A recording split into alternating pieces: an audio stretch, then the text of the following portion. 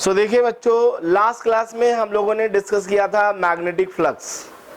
So magnetic flux के बारे में डिस्कस किया था और हमने गॉस लॉ इन मैग्नेटिज्म भी डिस्कस कर लिया था। आज हम लोग डिस्कस करने जा रहे हैं, देखिए आज हम लोग डिस्कस करने जा रहे हैं बच्चों Faraday law of electromagnetic induction.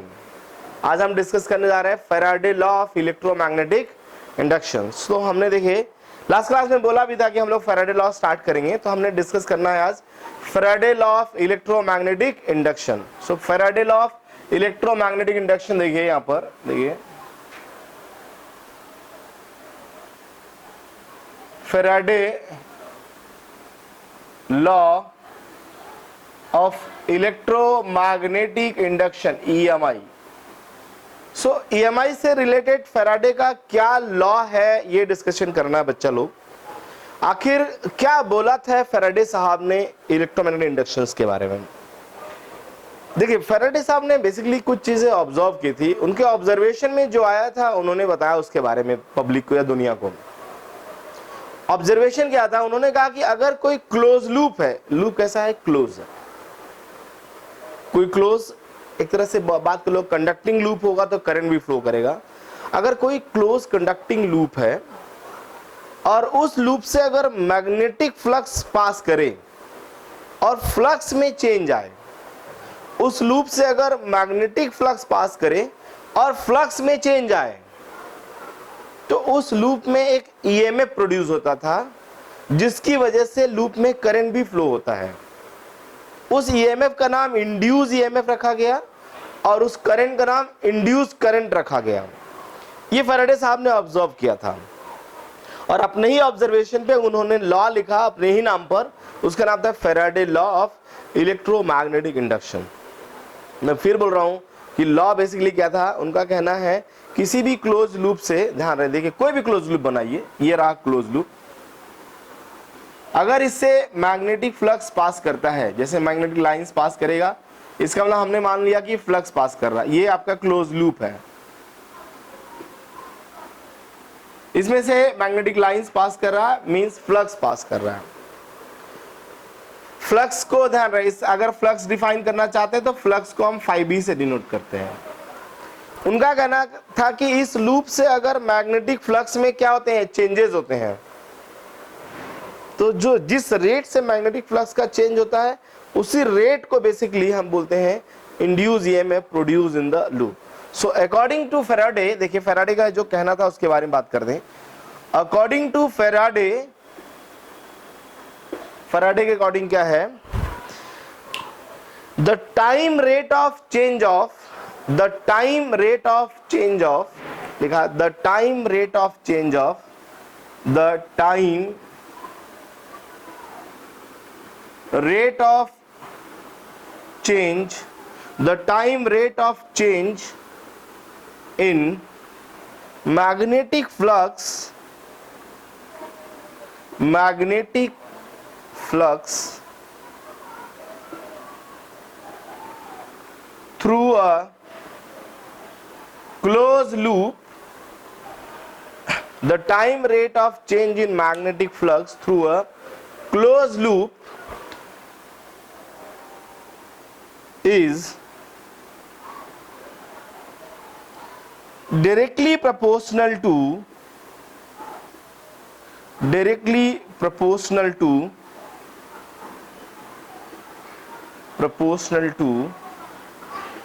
induced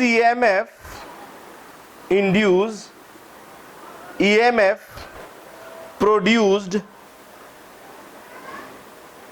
in loop. ये कहना था फैराडे साहब का। Then time rate of change of, जैसे अगर हम इसे मैथमेटिकल फॉर्म में लिखें बच्चों, सो ध्यान रहे अगर हम इसको मैथमेटिकल फॉर्म में लिखें, चलिए यही लिख रहा हूं मैं। सो EMF को E से डिनोट करते हैं, it is proportional to d∅B upon dt, it is proportional to d∅B upon dt, ऐसा लिखा हमने ऐसा। और अगर मैं इस बात को और आगे बढ़ाऊं बच्चा लोग, तो देखिए इन एक्चुअल अगर हम लोग बात करें बेसिकली, ध्यान रहे मैं फिर बोल रहा हूं बच्चा लोग, बेसिकली ये बात तो हमने लिख लिया कि रेट ऑफ चेंज ऑफ जो फ्लक्स होता है वो प्रोपोर्शनल होता है, बट इन एक्चुअल बात करें तो ध्यान रहे वो directly proportional to this change के साथ साथ एक नेगेटिव साइन, मतलब नेगेटिव ऑफ दिस चेंज के प्रोपोर्शनल होता है अगर इन एक्चुअल डिस्कस करें। बेसिकली हम लोग यहाँ पर तो मैग्नीट्यूड की बात, या तो चलो magnitude of EMF basically this one है ना, तो हम लोग यहाँ पे लिखा कि जो मैग्नीट्यूड होगा लिखा ना प्रोपोर्शनल टू इंड्यूस ईएमएफ ना, मैग्नीट्यूड ऑफ इंड्यूस ईएमएफ बोल सकता हूं मैं, चलिए मैग्नीट्यूड ऑफ इंड्यूस ईएमएफ। तो इसका मतलब इंड्यूस ईएमएफ का अगर हम लोग मैग्नीट्यूड निकालें, so this is equal to something constant into D phi by D T, और जहां पर कांस्टेंट के अगर एसआई सिस्टम में हम देखें तो इसकी वैल्यू क्या होती है 1, तो हमने लिखा in SI system of unit k equal to क्या हो जाएगा 1, एसआई सिस्टम में k का वैल्यू क्या हो जाएगा 1। मैंने अभी अभी बोला कि इन ये मैग्नीट्यूड लिखा, एक्चुअल में बात करें तो नेगेटिव साइन भी होगा साथ में। क्यों होता है जानते हैं, क्योंकि जो इंड्यूस ईएमएफ प्रोड्यूस होता है ना उस फ्लक्स चेंज का अपोज करता है। इसको लेंज साहब ने बताया था, आगे चल के हम लोग लेंज लॉ में डिस्कस करेंगे। सो माइनस साइन डायरेक्शन के लिए यूज किया गया था, इंड्यूस ईएमएफ के डायरेक्शन के लिए। सो हमने आया k इक्वल टू 1, सो हम लोग ये बात लिख सकते हैं इंड्यूस ईएमएफ की जो मैग्नीट्यूड होगी that is equal to rate of change of flux, इसके बराबर होगा। इंड्यूस ईएमएफ का वैल्यू इसके बराबर होगा, इसमें आई थिंक तो कोई डाउट नहीं होना चाहिए किसी बच्चे को, लेकिन मैग्नीट्यूड लिखा है। अगर हम एक्चुअल फॉर्मूला लिखें तो माइनस साइन लिखेंगे, और आपको लिखना है this minus sign is indicate या रिलेटेड, या कह सकते हैं दिस माइनस साइन जो हमने यहाँ पर यूज किया है that indicates for the direction of induce EMF, वो डायरेक्शन के लिए यूज किया जाता है। और डायरेक्शन का बेस्ट एक्सप्लेनेशन अभी हमें आगे मिलेगा थोड़ा सा, उसका नाम है लेंज लॉ। आप लोग को समझ में आ गया होगा बच्चा लोग। अब इसके साथ नोट भी करते चलिएगा ना, ठीक है, इसे नोट करते चलिएगा, या अगर आप नोट नहीं कर पाएंगे तो बाद में रिकॉर्डिंग देख के नोट कर लीजिएगा, ठीक है बच्चों। तो चलिए मैं ये डेफिनेशन हटा रहा हूं और इसको थोड़ा और आगे बढ़ाना है मुझे। सो देखिए बच्चों, फैराडे लॉ डिस्कशन में मैं थोड़ा सा और आगे बढ़ रहा हूं यहां पर। देखिए तो जो करेक्ट रिलेशन होगा ध्यान रहे, अगर हम लोग we can write the correctly है ना, ये देखिए, but correctly we can write E equal to minus of d phi b upon dt. This minus sign, ध्यान रहे, this minus sign uses for the direction of induced EMF है ना। ये जो माइनस साइन नेगेटिव होता है ये होता है for direction of induce EMF और करंट है ना, induce EMF oblique current, induce EMF oblique current, ये लिखा हमने। ये माइनस साइन, हाँ माइनस साइन के बारे में ज्यादा डिटेल में हम लोग डिस्कस करेंगे, थोड़ा सा वेट करिएगा है ना, जब हम लोग अभी लेंज लॉ पढ़ेंगे। अभी फिलहाल में हमें ये बात समझ में आया कि किसी भी लूप में अगर मैग्नेटिक फ्लक्स का चेंज कराया जाए, जैसे फील्ड कोई लूप लिया उसमें मैग्नेटिक फील्ड पास कर रहा है और उसमें अगर चेंज आता है तो जो चेंज करने का रेट होता है, मैग्नेटिक फ्लक्स के चेंज करने का जो रेट होता है, जो भी रेट होगा मैग्नेटिक फ्लक्स चेंज करने का, एग्जैक्टली उसी रेट को, जो मैग्नेटिक फ्लक्स चेंज करने का रेट होता है उसी रेट को ही हम लोग इंड्यूस ईएमएफ के बराबर लिखते हैं। उस रेट को क्या लिखते हैं बच्चों लोग, इंड्यूस ईएमएफ के बराबर लिखते हैं। मैं फिर बोल रहा हूं, एक्चुअल फार्मूला लिखेंगे तो minus of that rate is equal to induce EMF. Minus, इस बात का ध्यान रखिएगा, माइनस साइन डायरेक्शन के लिए सिर्फ यूज होता है। आगे चल के लेंज लॉ पढ़ेंगे तब हम इस माइनस साइन का ज्यादा से ज्यादा आपको बता सकेंगे क्या होता है ये माइनस साइन। चलिए थोड़ा और आगे बढ़ता हूं बच्चा लोग, अगर आप सबको यहाँ तक समझ में आ गया हो तो थोड़ा एक स्टेप और आगे बढ़ते हैं। अच्छा, अगर हमारे लूप के पास n टर्न्स है देन व्हाट हैपन, अगर हमारा जो लूप है अगर उसके पास कितने टर्न्स हो, n टर्न्स, तो ध्यान रहे जो फ्लक्स अभी पास कर रहा था वो तो हमने एक टर्म में पास करा है, एक लूप में पास करने वाला। n टर्न्स होगा तो क्या होगा, जो फ्लक्स होगा वो n टाइम्स क्या हो जाएगा, बढ़ जाएगा। सो हमने लिखा यहां पर है ना, हमने लिखा for loop of n turns, अगर आप n टर्न्स लूप की बात करें, for loop of n turns we can write here induce EMF equals to minus of N times D five B upon D T, जहां पर this phi B is the flux through the single loop. ध्यान रहे, इस बात का कभी confusion नहीं होना चाहिए। ये है आपका यहां पर फ्लक्स थ्रू, है ना, सिंगल लूप। अगर आप इसी में n मल्टीप्लाई करेंगे, टोटल फ्लक्स डाल देंगे, so we can again also write. ध्यान रहे, अगर हमने ऐसे लिखा माइनस ऑफ n, ध्यान रहे, 5b late dt, this 5b dash मान लो, तो ये 5b क्या है, ये 5b क्या है, अगर ऐसा फॉर्मूला लिखते 5b का, then this 5b dash is the total flux. तब ये 5b क्या होगा बच्चों, टोटल फ्लक्स। क्या हो जाएगा ये, टोटल फ्लक्स। मतलब ये n ऑलरेडी इसके साथ मल्टीप्लाई करके टोटल फ्लक्स लिख के फिर हमने उसे क्या किया है, डिफरेंशिएट किया है। सो डिफरेंशिएशन ऑफ जो मैग्नेटिक फ्लक्स होता है उसी को हम लोग बेसिकली इंड्यूस ईएमएफ का बात करते हैं कि वो इंड्यूस ईएमएफ के बराबर है। आई थिंक सो सब बच्चा लोग को यहां तक समझ में आ गया होगा। चलिए मैं इसमें एक थोड़ा और बातें करता हूं। देखिए थोड़ा इसे और आगे बढ़ाते हैं। यहां तक समझने के बाद इसके ऊपर हम लोग कुछ नोट पॉइंट डिस्कस करेंगे कि जो इंड्यूस ईएमएफ जनरेट होता है किसी भी लूप में, वो किन किन फैक्टर पे डिपेंड करता है। इंड्यूस ईएमएफ जो जनरेट होता है लूप में, वो किन किन फैक्टर पे डिपेंड करता है, हम इसके बारे में बात करते हैं। आखिर कौन कौन सा ऐसा फैक्टर है जिस पर ये इंड्यूस ईएमएफ डिपेंड करता है, ये इंड्यूस ईएमएफ डिपेंड करता है, कौन कौन सा ऐसा फैक्टर है। तो देखिए सबसे पहले बात, तो अगर आप 5b के बारे में लिखें, यहाँ पे बताइए फैक्टर्स की बात कर रहे हैं, तो हमने यहाँ नोट पॉइंट में सबसे पहले लिखा 5b। 5b is equal to हम लोग लिखते हैं बेसिकली b डॉट a, ऐसा, या जनरल फॉर्मूला इंटीग्रेशन है ना, जैसा जनरल फॉर्मूला अगर हम लोग बात करें तो हम ऐसे भी लिख सकते हैं integration of b dot ds, ऐसे लिखते हैं बच्चा लोग, integration of b dot ds। अच्छा, b डॉट a सिंपल सा बात करते हैं ba cos theta. So flux में चेंजेस कब कब आ सकते हैं, फ्लक्स में चेंज लाने के लिए या तो फील्ड चेंज करिए, या तो एरिया चेंज करिए, या तो थीटा चेंज करिए। तीन चेंजेस पे फ्लक्स में चेंजेस आ सकते हैं। तो इसका मतलब जो इंड्यूस ईएमएफ प्रोड्यूस्ड होता है किसी भी क्लोज लूप में, इंड्यूस ईएमएफ जो प्रोड्यूस्ड होता है वो इन तीन फैक्टर पे डिपेंड करता है कि फील्ड किस रेट से चेंज होगा, या एरिया किस रेट से चेंज होगा, या थीटा किस रेट से चेंज हो रहा है। अगर इन तीनों में चेंजेस नहीं होंगे तो ध्यान रहे, जैसे अगर हमने कहा कि किसी लूप से कांस्टेंट फ्लक्स पास कर रहा है, फ्लक्स में चेंज नहीं आ रहा है, एक लूप है उससे फ्लक्स पास कर रहा है लेकिन फ्लक्स में चेंज नहीं है, is there any induce EMF?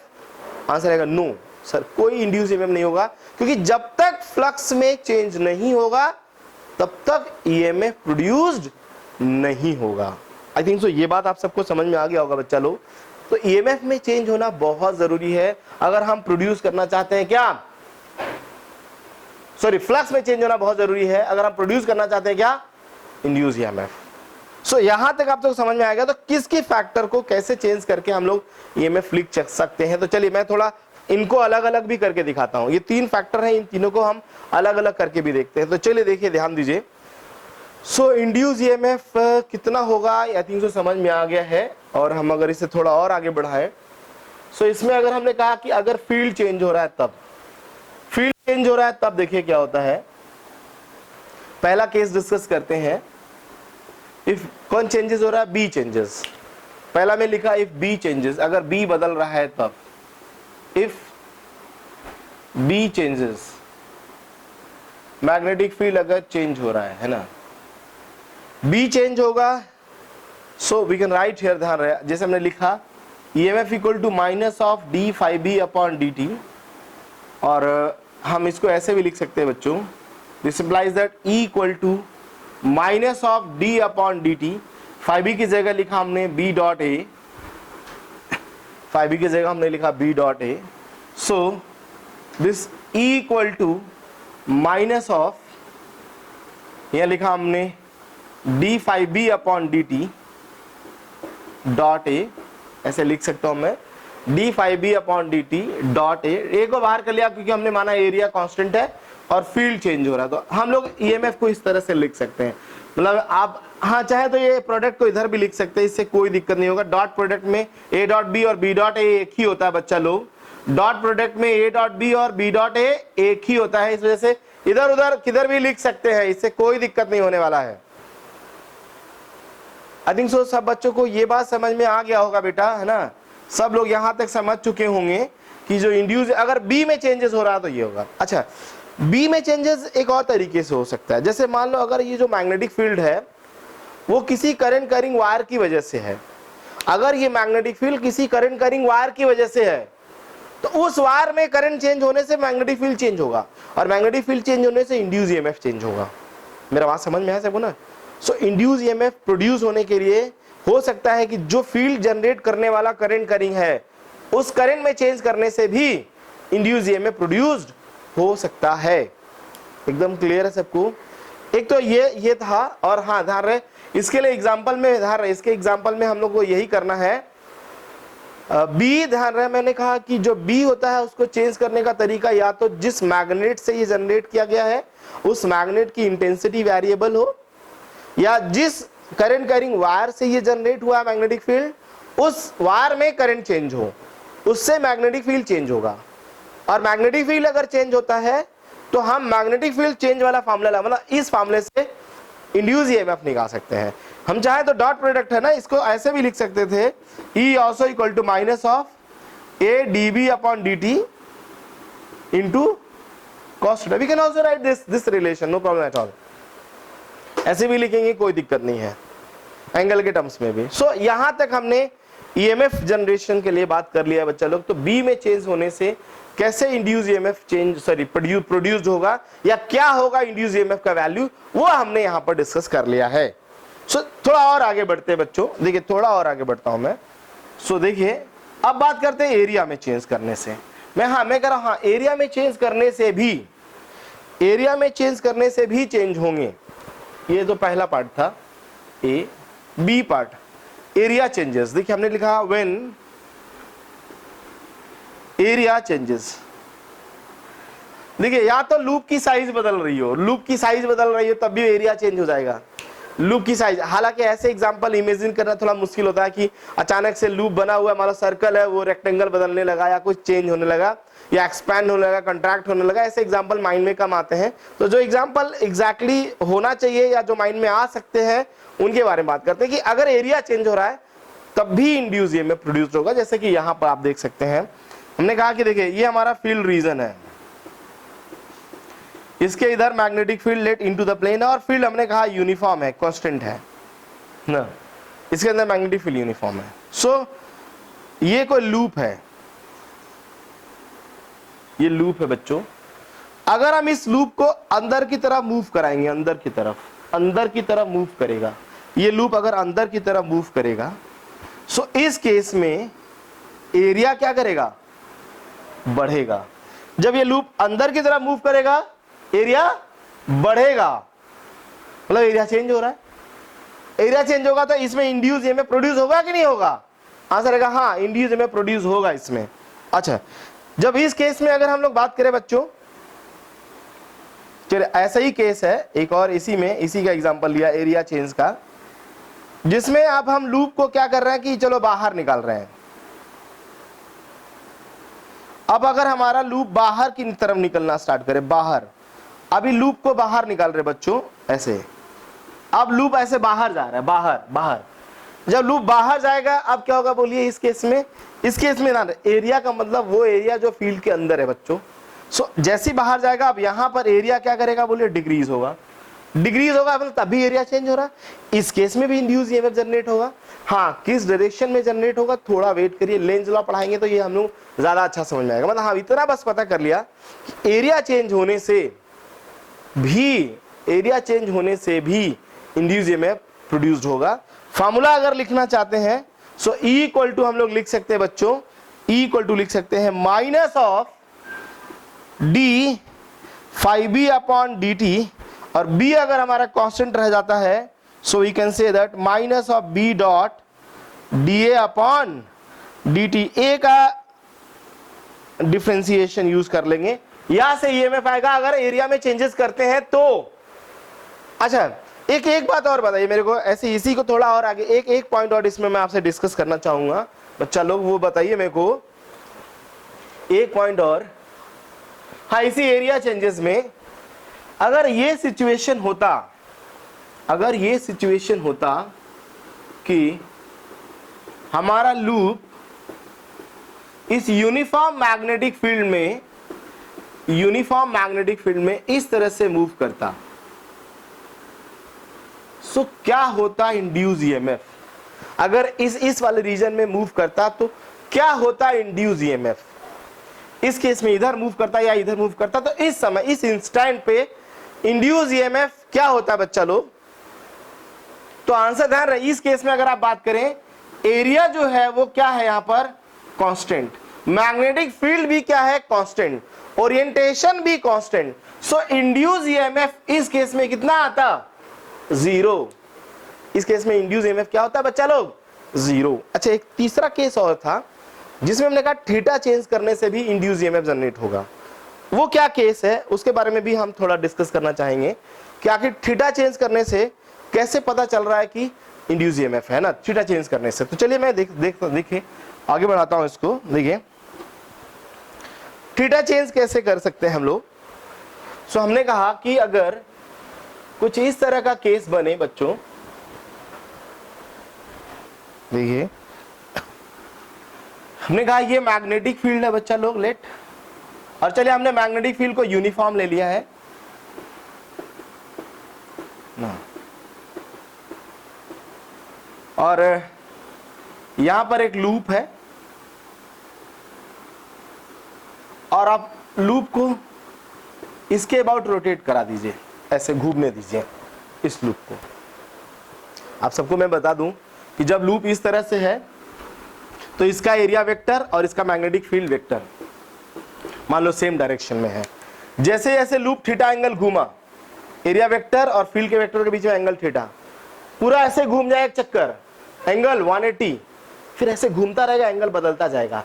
इसका मतलब है अगर हम फ्लक्स का बात करें इस लूप से तो फ्लक्स आएगा BA cos थीटा बच्चा लोग। और देखिए यहां पर हमने कहा कि ये जो थीटा है क्योंकि ओमेगा से रोटेट कर रहा बच्चा लोग, तो टाइम के साथ कितना एंगल होगा?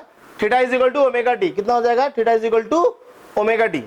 सो अगर ध्यान रहे B और A कांस्टेंट है और हम EMF चाहते हैं इस केस में, सो इस केस में EMF हो जाएगा minus of d phi b upon dt, so this equal to minus of BA cos theta का, ध्यान रहे, differentiation of this cos theta.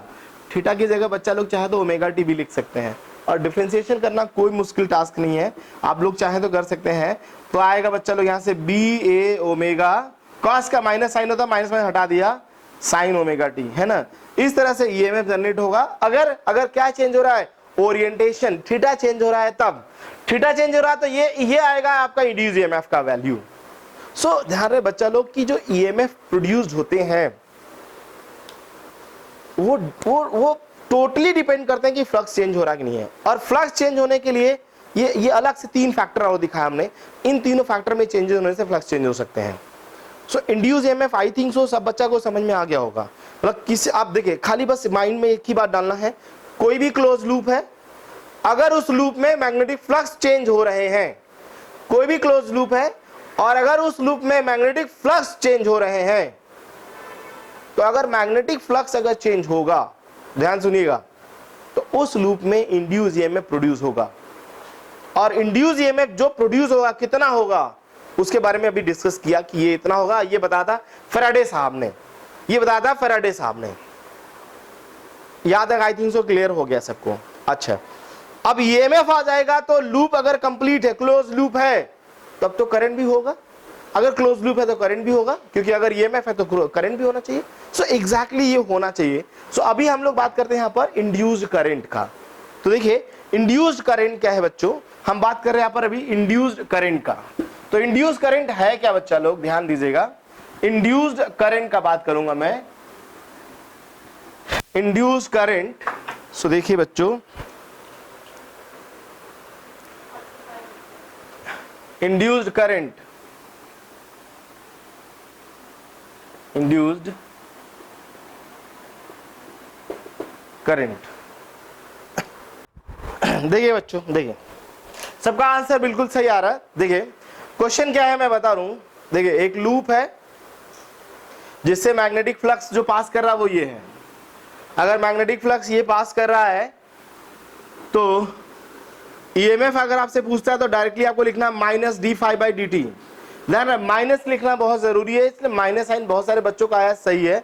अगर मैं आपसे मैग्नीट्यूड ऑफ ईएमएफ पूछता तो आप 31 बोल सकते थे, कोई दिक्कत नहीं है। सो आप इसे क्या करिए, ध्यान रहे, डिफरेंशिएट करिए बच्चों।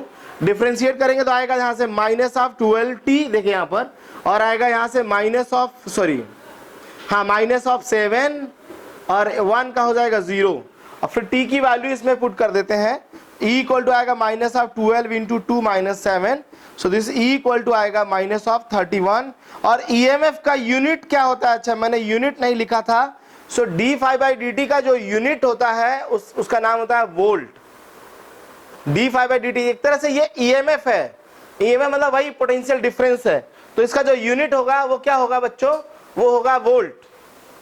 सो EMF का यूनिट यहां पर क्या है, वोल्ट है, वोल्ट। तो यहां हमने आंसर आया दिस वोल्ट माइनस 31 वोल्ट। अच्छा चलिए, अभी हम लोग बात कर रहे थे बच्चों इंड्यूस, अगर EMF किसी लूप में EMF अगर इंड्यूस होता है तो इंड्यूस करंट भी होगा, है ना। इंड्यूस करंट होने के लिए लूप का कंप्लीट होना बहुत जरूरी है, जो अभी मैं यहाँ डिस्कस करने वाला हूँ। मैं आपको ये एग्जांपल आई थिंक तो समझ में आ गया होगा सबको, ये एक एग्जांपल था और जो हमने अभी डिस्कस कर लिया। देखिए आगे बढ़ रहा हूं मैं, बात कर रहे हैं यहाँ पर हम लोग इंड्यूस्ड करंट का। क्या है इंड्यूस्ड करंट, यहाँ पे ध्यान दीजिएगा सब लोग, इंड्यूस्ड करंट। सो बच्चा लोग, अगर हम इंड्यूस्ड करंट का डिस्कशन करें यहाँ पे, देखिए कोई भी लूप है, ये लूप है, अगर इस लूप में मैग्नेटिक फ्लक्स चेंज हो रहा है, जैसे कोई मैग्नेटिक फील्ड मान लो इनटू द प्लेन है बी, वो चेंज हो रहा है, हो सकता है टाइम के साथ वेरी कर रहा हो फील्ड, नहीं भी वेरी कर रहा हो, कुछ और एरिया वेरी कर रहा हो, तो अगर यहां पर जो मैग्नेटिक फील्ड है वो वेरी कर रहा मान लो टाइम के साथ, तो अगर फ्लक्स में चेंज होगा तो ईएमएफ जनरेट होगा। अगर ईएमएफ जनरेट होगा तो इस लूप में क्या होगा बोलिए, करंट भी होगा, करंट। और इस करंट को उस इंड्यूस ईएमएफ की वजह से अगर आया है तो इस करंट को हम इंड्यूस करंट कहते हैं। तो इसका मतलब ध्यान रहे कि हम लोग अगर इंड्यूस करंट के बारे में बात करें तो हमने ये बात लिखा है, if magnetic flux changes in a closed loop, magnetic flux changes in a closed loop, है ना, with time, then induced EMF produced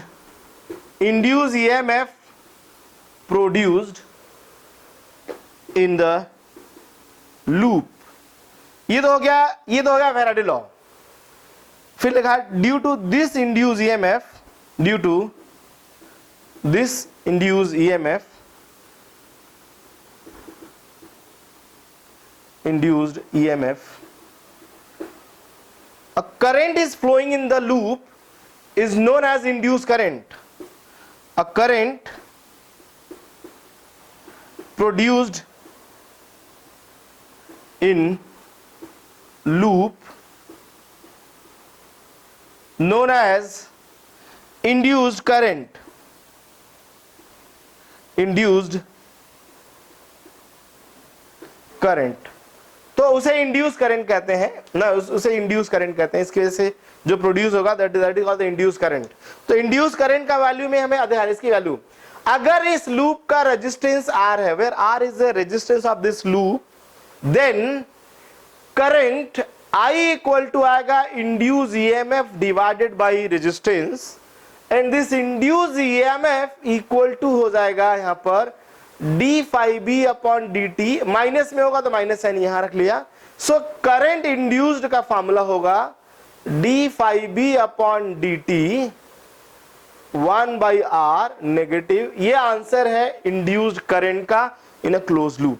अच्छा, लूप कंप्लीट नहीं, जैसे देखा कोई बच्चा बोला सर कैसे करंट फ्लो होने लगा, मैं बताऊं कि फील्ड इंड्यूस ईएमएफ प्रोड्यूस होने का मतलब समझिए कि एक तरह से इसमें एक बैटरी जनरेट हो जाता है, एक तरह से बैटरी माइनस प्लस और ये ईएमएफ, और यही बैटरी इसमें क्या कराता है, करंट फ्लो कराता है। फील्ड चेंज, ध्यान रहे, फ्लक्स चेंज होने से ऐसी बैटरी जनरेट हो जाएगी, समझ लो एक तरह से। अच्छा कभी ध्यान रहे, ये लूप कंप्लीट होगा तो करंट, अगर लूप कंप्लीट ना हो, जैसे मैंने यहां से तोड़ दिया, क्या होगा बच्चा लोग जानते हैं? इंड्यूस ईएमएफ प्रोड्यूस हो सकता है, लेकिन इंड्यूस करंट प्रोड्यूस्ड नहीं होगा अगर आपने लूप कंप्लीट नहीं किया तो अगर आप करंट चाहते हैं तो लूप का कंप्लीट होना कंपलसरी है, अदरवाइज करंट फ्लो नहीं करेगा। मैं फिर बोला, इंड्यूस ईएमएफ प्रोड्यूस्ड हो सकता है, लूप कंप्लीट नहीं है तब भी, मैं अभी कराऊंगा उसका वो केस, लेकिन इंड्यूस करंट नहीं हो सकता। करंट होने के लिए लूप का कंप्लीट होना कंपलसरी है, अगर लूप कंप्लीट नहीं होगा तो करंट फ्लो नहीं करेगा। सो यहां तक अगर आप सबको समझ में आया है तो इस इंड्यूस करंट में एक और पॉइंट है, वो भी डिस्कस कर लेते हैं। इस इंड्यूस करंट में एक पॉइंट है, आई थिंक सो यहां तक सब बच्चा लोग को समझ में आ गया होगा, ये वाला सबको समझ में आ रहा है ना। इसका रेजिस्टेंस पता होना चाहिए अगर आप करंट निकालना चाहते हैं तो, अगर आप करंट निकालना चाहते हैं तो आपको रेजिस्टेंस पता होना चाहिए। तो चलिए देखिए, हटा रहा हूं इसको मैं और आगे बढ़ते हैं। देखिए मैंने इसे हटा दिया है बच्चा लोग और आगे बढ़ रहा हूं मैं। देखिए इसमें एक इंपॉर्टेंट पॉइंट है इंड्यूस करंट वाले में, वो पॉइंट क्या है वो भी डिस्कस कर लेता हूं बच्चों। तो हम लोग इसमें डिस्कस करते हैं basically rate of charge flow या चार्ज फ्लो का वैल्यू ना। सो ध्यान रहे, एक हेडिंग है average charge flow, average charge flow. So कोई भी लूप है, देखा हमने बच्चों, ये कोई लूप है और मैग्नेटिक फील्ड मान लेते हैं इनटू या कुछ भी है, आउट ऑफ द प्लेन कुछ भी है। यहाँ पर फ्लक्स में अगर चेंज हो रहा है तो इंड्यूस ईएमएफ जनरेट हो जाएगा, जिसकी वजह से करंट होगा, इंड्यूस करंट भी होगा। इंड्यूस करंट का मतलब होता है बेसिकली, करंट का मतलब बेसिकली होता है चार्ज का फ्लो, है ना। और अगर आप वैल्यूज लिखना चाहें, सबकी वैल्यू आपको पता है बच्चा लोग, E equal to minus of D five B upon D T, I equal to आपको पता है minus of 1 upon R D five B upon D T, ये भी पता हम लोगों को। और हम चार्ज फ्लो चाहते हैं, ऑब्वियस सी बात है, जब भी कभी करंट फ्लो होगा समझ सकते हैं कि वहां पर चार्ज फ्लो होगा। तो हमने क्या किया, कोई भी क्रॉस सेक्शन, जैसे ध्यान है एक क्रॉस सेक्शन लिया, भाई करंट फ्लो हो रहा है मतलब इसके थ्रू कोई ना कोई चार्ज जरूर फ्लो हो रहा होगा। कितना चार्ज फ्लो हो रहा है हम ये फाइंड आउट करना चाहते हैं, चार्ज फ्लो। तो dt टाइम में कितना चार्ज फ्लो पास करेगा इन टाइम dt, अगर हम ऐसा लिखते हैं ना तो charge flow in time dt, तो हमने लिखा यहां पर charge flow in time dt। So dq equals to I into dt, current into time is equal to the charge, current into time is equal to the charge, so dq is equal to I into dt। so this dq is equal to, बच्चों I की जगह हम लोग लिख देते हैं minus of 1 upon R D five B upon D T into this D T, D T D T cancel हो जाएगा बच्चों। सो यहां से आएगा D Q is equal to minus of D five B upon R. यहां पर देखिए एक इंपॉर्टेंट फैक्ट है कि टाइम पे डिपेंड नहीं कर रहा है, ये जो रेट ऑफ चार्ज फ्लो है that doesn't depends on time, T T cut जा रहा है देखिए टाइम पर, है ना, ऐसा लिखा। अगर किसी टाइम डेल्टा टी में अगर आप निकालना चाहते हैं इन टाइम डेल्टा टी, अगर आप ये बात बोलते हैं कि sir in time delta T क्या होगा, तो ये मैंने लिखा in time delta T time में मतलब average value delta T, in time delta T. अगर आप इन टाइम डेल्टा टी का बात करेंगे सो लिखेंगे delta Q, the average charge flow is equal to आ जाएगा minus of change in flux, final flux, final minus initial flux divided by resistance, या this delta Q average is equal to minus of change in flux upon resistance. This is the charge flow, ये आया है charge flow का value. इसमें important बात यही है कि it doesn't depends on the delta T या dt टाइम, ये dt टाइम पे डिपेंड नहीं, देखिए ये भी dt पर डिपेंड करेगा, ये भी dt पर डिपेंड करेगा, बट ये dt पर डिपेंड नहीं करेगा। ये चार्ज फ्लो है, जब इंड्यूस करंट होगा तब चार्ज फ्लो हम लोग निकाल सकते हैं, जब भी कभी इंड्यूस करंट होगा तो आप चार्ज फ्लो निकाल सकते हैं कि कितना एवरेज चार्ज फ्लो करेगा उस लूप में, वो आप निकाल सकते हैं जब, लेकिन हाँ करंट होना चाहिए। इंड्यूस ईएमएफ, मैंने कहा इंड्यूस ईएमएफ बिना करंट के हो सकता है, लेकिन करंट होने के लिए लूप का कंप्लीट होना कंपलसरी है, और करंट होगा तो चार्ज फ्लो का भी बात कर सकते हैं हम लोग। आई थिंक सो यहाँ तक सब बच्चा लोग को समझ में आ गया होगा। तो इंड्यूस ईएमएफ कैसे प्रोड्यूस होगा, कब प्रोड्यूस होगा, कितना प्रोड्यूस होगा, ये हमें समझ में आया है। डायरेक्शन अभी नहीं क्लियर हुआ है कि किस डायरेक्शन में आएगा। उसके लिए हमने बोला हर बार जब भी डायरेक्शन की बात करते हैं थोड़ा वेट करते हैं, हम लोग अभी एक लॉ पढ़ने वाले जिसका नाम क्या है, लेंज लॉ, और वहां से हमें डायरेक्शन का ज्यादा आइडिया लगेगा। तो बच्चा लोग लेंज लॉ भी आज हम आपको डिस्कस करके दिखाते हैं, है ना। लेंज लॉ भी डिस्कस कर लेते हैं ताकि हमें डायरेक्शंस का आइडिया लग जाए कि आखिर क्या डायरेक्शन होता है। डायरेक्शन आने के बाद फिर न्यूमेरिकल करना हमारे लिए इजी हो जाएगा, है ना। तो हम लोग पहले बात करते हैं यहाँ पर अभी लेंज लॉ। सो देखते हैं लेंज लॉ क्या होता है बच्चों। लेंज लॉ, देखिए लेंज लॉ, हटा रहा हूं इसको मैं यहां से। देखिए लेंज लॉ बच्चों ना, वैसे मैं सेम क्लास, ध्यान रहे बच्चा लोग, जैसे अभी क्लास आप लोगों का चल रहा है ना, ये क्लास मैं रिकॉर्ड भी कर रहा हूँ, एकदम एग्जैक्टली यही क्लास जिसमें आप लोगों को मैं इंडिकेट कर रहा हूँ, यही क्लास आपका रिकॉर्ड हो रहा है साथ में, है ना। और आपको हो सकता है कि मैं ये आपके एजीएस ऐप पे भी डाल सकता हूँ या मैं यूट्यूब पे भी डाल दूंगा। जब भी आपको जरूरत पड़ेगा आप इसे देख के नोट्स बना सकते हैं ना, ठीक है। तो चलिए देखिए हम लोग बात कर रहे हैं बच्चा लोग यहाँ पर लेंज लॉ ना। देखिए लेंज लॉ लिखा हमने यहाँ पर, Lenz law. Basically induce EMF का जो आइडिया था वो तो फैराडे साहब ने दिया था, लेकिन उसमें ईएमएफ का क्या डायरेक्शन होना चाहिए इसके लिए लेंज साहब का बहुत बड़ा योगदान है। उन्होंने एग्जैक्टली बताया था कि आखिर ईएमएफ जो प्रोड्यूस होगा उसका क्या डायरेक्शन होना चाहिए, और बताने के लिए पता है बड़ा परफेक्ट टर्म यूज किया था इन्होंने, बड़ा एकदम सटीक लाइन, बड़े मजेदार लाइन है। हम सब एक बार भी सुन लेंगे तो हमें हमेशा के लिए याद हो जाएगा। बस इनका ये कहना था कि जो इंड्यूस ईएमएफ प्रोड्यूस होते हैं किसी लूप में या किसी भी वायर में, जो इंड्यूस ईएमएफ प्रोड्यूस्ड होते हैं वो जो प्रोड्यूस ईएमएफ है ना, वो एग्जैक्टली उसी एक्शन का अपोज करते हैं जिसकी वजह से वो प्रोड्यूस होते हैं। फिर बोल रहा हूं, देखिए ये एक लाइन आपको समझ में आएगा, समझिए कि आपका लेंज लॉ या डायरेक्शन का समस्या दूर हो जाएगा।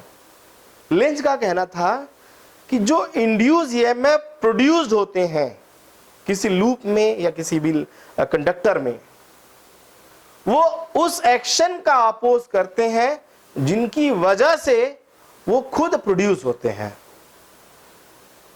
क्लियर है। तो डायरेक्शन फाइंड आउट करने का ये सबसे सटीक लाइन है कि induced EMF produced in a conductor और loop is opposes the action due to which it produces. उसी एक्शन का अपोज करता है जिसकी वजह से वो खुद प्रोड्यूस होता है। तो चलिए ये बात हम लोग लिख लेते हैं। लेंज लॉ का कहना है, देखिए according to Lenz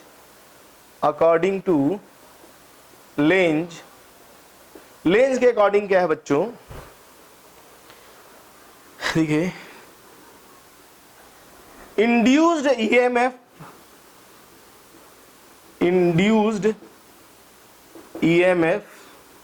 oblique current,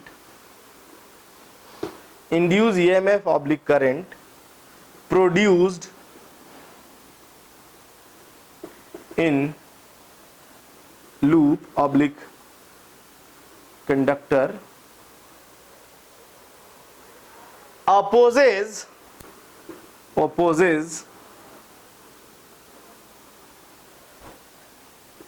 action due to which it produces। उस एक्शन का अपोज करता है जिसकी वजह से ये खुद प्रोड्यूस होता है। कौन? Induce EMF. इंड्यूस ईएमएफ जिसकी वजह से प्रोड्यूस होता है एग्जैक्टली उसी वजह का अपोज करता है, ये कहते हैं लेंज साहब। लेंज साहब ये कहते हैं बच्चा लोग, लेंज साहब ये कहते हैं कि जिसकी वजह से प्रोड्यूस होता है उसी वजह का अपोज करना शुरू कर देता है। चलिए इसके बारे में हम अब आपको कुछ एग्जाम्पल से डिस्कस करते हैं। देखिए सब लोग पहले ध्यान दीजिएगा यहां पर। सो बच्चा लोग हमने कहा कि ये लेट एक लूप है, चलिए ये हैंडल है, ये लूप है। ये एक मैग्नेट है नॉर्थ पोल और ये साउथ पोल। जब आप इस मैग्नेट को छोड़ेंगे बच्चों तो मैग्नेट किधर मूव कर रहा है, डाउनवर्ड में मूव करता है। मैग्नेट ऐसे नीचे की तरफ मूव करेगा। लाइंस देखिए, मैग्नेटिक लाइंस यहाँ से ऐसे निकलेगी और ये ऐसी लाइंस होती हैं, ये लाइन ऐसे जाती है, ये लाइन ऐसे जाती है और ये लाइन ऐसे जाती है। आप थोड़ा फील करिए, जैसे जैसे ये नीचे आएगा ये लाइंस जो अभी इसके अंदर से पास कर रही हैं अभी इसके बाहर से जाने लगेंगी, सॉरी इसके जो इसके बाहर से पास कर रही है, देखिए कुछ लाइन ऐसे है, बोल दिया मैंने, वो लाइन भी इसके अंदर जाने लगेंगी। इसका मतलब इसके अंदर फील्ड लाइंस बढ़ने लगेगा। अब फील्ड लाइंस बढ़ने लगेगा मतलब इसके अंदर फ्लक्स चेंज होगा। सो जो मैग्नेटिक फ्लक्स है वो क्या करेगा बोलिए, फाई बी इसके नीचे आने से इंक्रीज होगा, फ्लक्स इंक्रीज होगा, मैग्नेट के नीचे आने से फ्लक्स इंक्रीज होगा। तो इसके अंदर एक ऐसा ईएमएफ जनरेट होगा जो इस मैग्नेट को आने से रोकेगा, इस मैग्नेट को नीचे आने से रोकेगा। ऐसा ईएमएफ जनरेट होगा बच्चा लोग इसमें। सो ऐसा ईएमएफ जनरेट होगा कि मैग्नेट को आने से रोकेगा, नीचे आने से रोकेगा। तो बच्चा लोग एक बात बताइए, अगर मैग्नेट को आने से रोकने की बात करनी है सो इस लूप में मेरे हिसाब से कौन सा पोल जनरेट होना चाहिए बोलिए। आंसर आएगा, अगर भाई आप नॉर्थ पोल लेके आएंगे नीचे की तरफ तो रोकने के लिए तो यहां पर एन आना चाहिए, नॉर्थ पोल आना चाहिए, आना चाहिए ना। मैं आने नहीं देगा ना, अगर ये आना चाहता तो आने नहीं देगा, नॉर्थ पोल आ जाएगा, बोलेगा नहीं मत आओ, क्योंकि इसके आने से ईएमएफ जनरेट होता है और वो ईएमएफ उसी एक्शन का अपोज करेगा जिसकी वजह से वो जनरेट हुआ। इसके आने की वजह से अगर ये आए, अच्छा इसको रोक ले, इस एन को रोक ले, तो क्या इसमें ईएमएफ जनरेट होगा? आंसर का सर नहीं जनरेट होगा। इसको छोड़ेंगे चलेगा तभी जनरेट होगा, क्योंकि तभी फ्लक्स में चेंज आएगा। अब आने की वजह से अगर जनरेट हुआ, आने की वजह से अगर जनरेट हो रहा है तो इसका मतलब आने से रोकेगा, और रोकने के लिए यहां नॉर्थ पोल आना चाहिए। अगर इस लूप में नॉर्थ पोल आना चाहिए तो ऊपर से आपको क्या दिखाई देगा बोलिए। आप सबको मालूम है सर, नॉर्थ पोल का मतलब है करंट का डायरेक्शन ये होना चाहिए। कौन सा डायरेक्शन होना चाहिए बोलिए? Anti clockwise. इसका मतलब इसमें एंटी क्लॉकवाइज डायरेक्शन में करंट फ्लो करेगा, ऐसे करंट चलेगा बच्चा लोग ऐसे, और इसका लाइन ऊपर की तरफ इसको रिपेल करेगा, नहीं आने देगा, है ना। इसका मतलब क्या देगा यहां पर बोलिए, यहां पर इसे क्या करेगा, ये रिपेल करेगा, रिपल्शन देगा। और ये करंट इसके अंदर कैसे आया है? आंसर आएगा सर वो इंडक्शन की वजह से आया है। और इस करंट को, जो इसमें करंट आया है, जो इसको रिपेल करने की बात कर रहा है, वो करंट क्या है? इंड्यूस करंट है, और उसका डायरेक्शन एंटी क्लॉकवाइज है। ऊपर से देखने पर यह बात किसने बताया?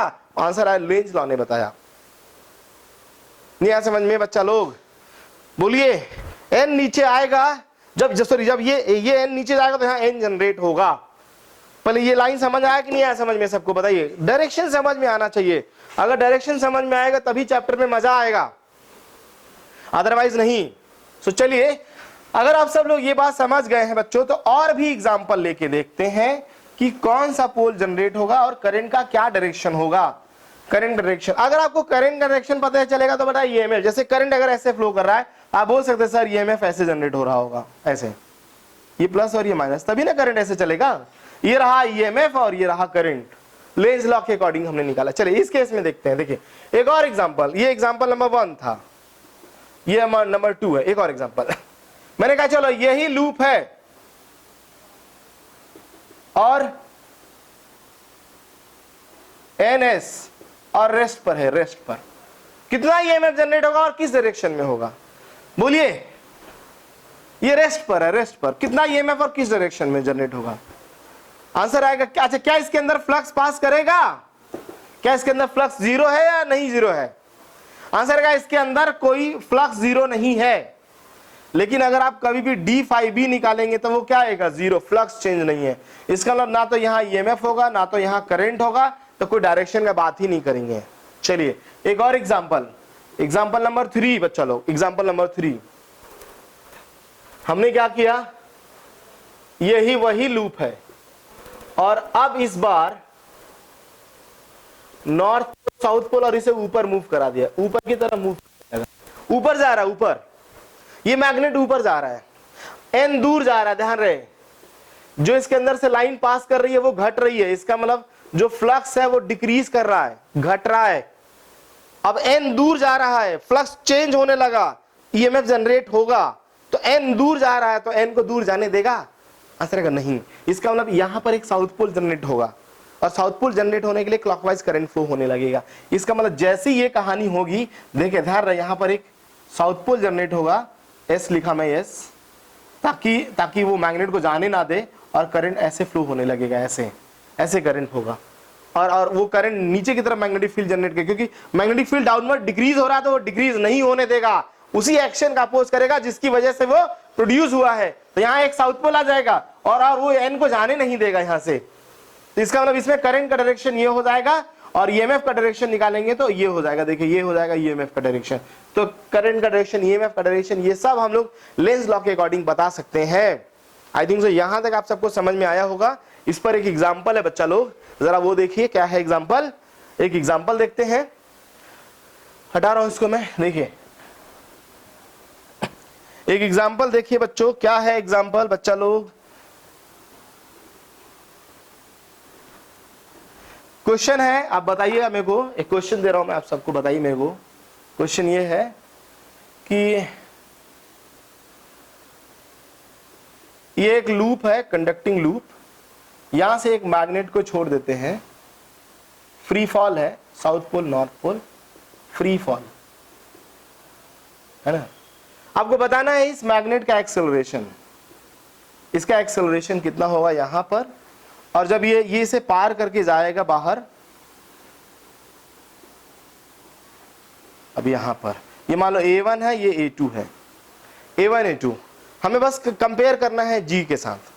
अच्छा, फ्री फॉल में आप सब बच्चा लोग को पता होगा ये बात कि सर फ्री फॉल होता है तो acceleration due to gravity G के बराबर होती है, लेकिन जैसे n पास आने लगेगा, ध्यान रहे, ऊपर कौन सा पोल जनरेट हो जाएगा, n, ऊपर n जनरेट हो जाएगा तो आने नहीं देगा, रिपल्शन फोर्स होगा, ऊपर की तरफ एक फोर्स लगना स्टार्ट कर देगा इसके ऊपर की तरफ, जिस फोर्स की वजह से एक्सेलरेशन घट जाएगा। इसका मतलब जो A1 है वो G से कम हो जाएगा। अच्छा, जैसे ये दूर जाने लगेगा, ध्यान रहे, जब तक आ रहा तब तक ऊपर n था, जब ये दूर जाने लगेगा तो ये दूर भी जाने नहीं देगा, तो फिर नीचे n पोल आ जाएगा, फिर इसके ऊपर एक ऊपर की तरफ अट्रैक्शन फोर्स लगना शुरू करेगा, और इसका मतलब A2 भी क्या होगा, G से कम हो जाएगा। तो मैग्नेट पास आएगा तब भी एक्सेलरेशन G से कम होगा, दूर जाएगा तब भी, क्योंकि ना पास आने देगा ना दूर जाने देगा यार, दोनों केस में अपोज करेगा, बोलेगा ना नहीं जाने देंगे भाई। तो दोनों केस में अपोज कर रहा है, जैसा कि हमने यहां पर दिखाया था, दोनों केस में एक्सेलरेशन जो होगा वो किससे कम होगा, बोलिए G से कम होगा, आ रहा होगा तब भी, उससे दूर जा रहा होगा तब भी। चलिए कुछ और एग्जांपल डिस्कस करते हैं हम लोग ईएमएफ का according to the Lenz law. So Lenz के अकॉर्डिंग और बात करते हैं। देखिए एक और एग्जांपल लेते हैं लेंज के अकॉर्डिंग। आपको बताना है कि ये फील्ड रीजन है, मैग्नेटिक फील्ड यूनिफॉर्म है, यहां पर मैग्नेटिक फील्ड यूनिफॉर्म है बच्चों, बस ये जो है इस डायरेक्शन में मोशन कर रहा है, मूव कर रहा है, ये लूप इधर मूव कर रहा है, जो ABCD लूप है बच्चों वो इधर मूव कर रहा है। आपको बताना है इस लूप में करंट का डायरेक्शन या इंड्यूस ईएमएफ का डायरेक्शन, इस लूप में करंट का डायरेक्शन या इंड्यूस ईएमएफ का डायरेक्शन आपको बताना है, इस लूप में करंट का डायरेक्शन या इंड्यूस ईएमएफ का डायरेक्शन हमें बताना है। तो जैसे ये लूप अंदर की तरफ एंटर करना, देखिए अंदर जाने मूव करेगा, ये जैसे ये लूप अंदर जाने लगा, अब बताइए इस लूप में क्या चेंज हो रहा है, आंसर आएगा फ्लक्स चेंज होगा। अच्छा, फ्लक्स बढ़ रहा है या घट रहा है, आंसर आएगा हाँ बढ़ रहा है, फ्लक्स जो है वो बढ़ रहा है, लूप अंदर जाएगा फ्लक्स बढ़ेगा। किस डायरेक्शन बढ़ रहा है, आंसर आएगा इनटू द प्लेन, अंदर जाने से इनटू द प्लेन फ्लक्स बढ़ेगा, और फ्लक्स बढ़ने से ईएमएफ जनरेट हुआ, और कौन सा फील्ड बढ़ रहा है, इनटू द प्लेन, तो इनटू द प्लेन फील्ड बढ़ रहा है लूप में, तो इंड्यूस ईएमएफ क्या करेगा, इनटू द प्लेन फील्ड को कम करेगा।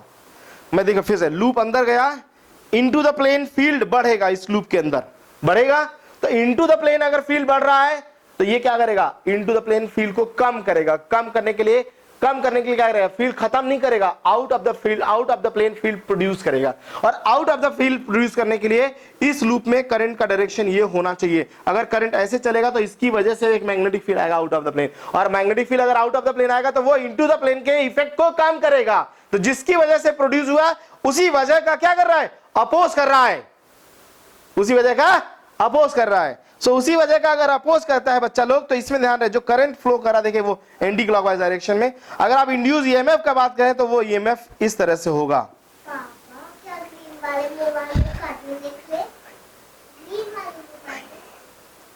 क्लियर है सबको ये बात ना? आई थिंक सो, यहां तक समझ में आ गया होगा बच्चा लोग। देखिए ये ईएमएफ हो गया और ये करंट हो गया। एक और एग्जांपल देखिए,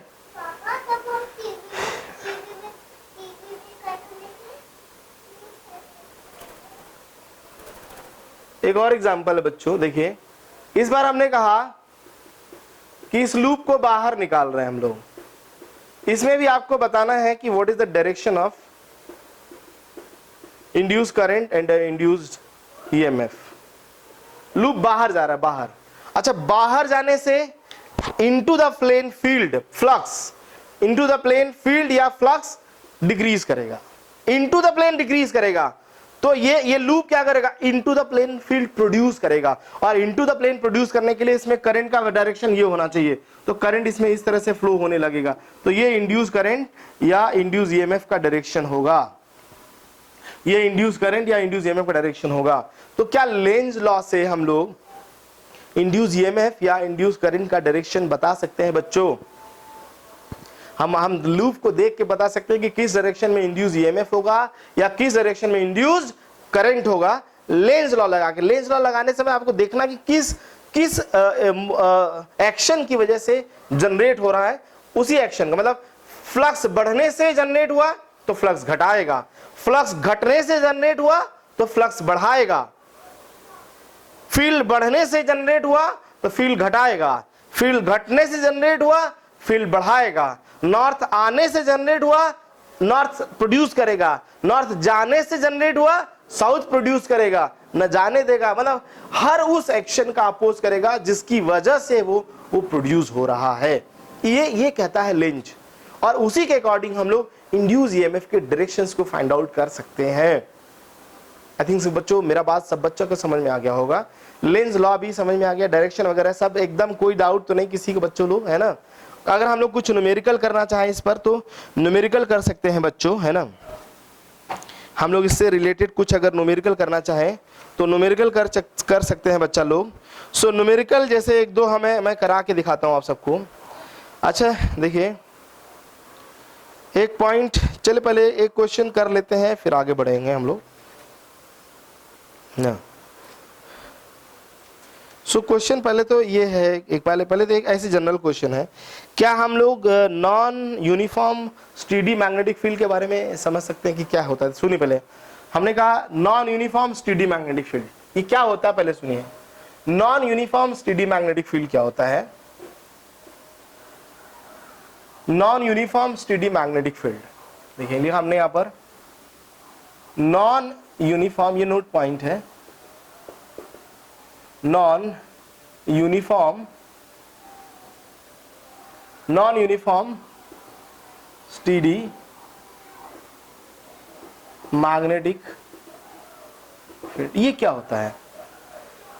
स्टेडी का मतलब कांस्टेंट होता है, नॉन यूनिफॉर्म मतलब वेरिएबल होता है। तो ये दोनों बात एक ही साथ लिख दिया, non uniform steady magnetic field. ये क्या होता है भाई?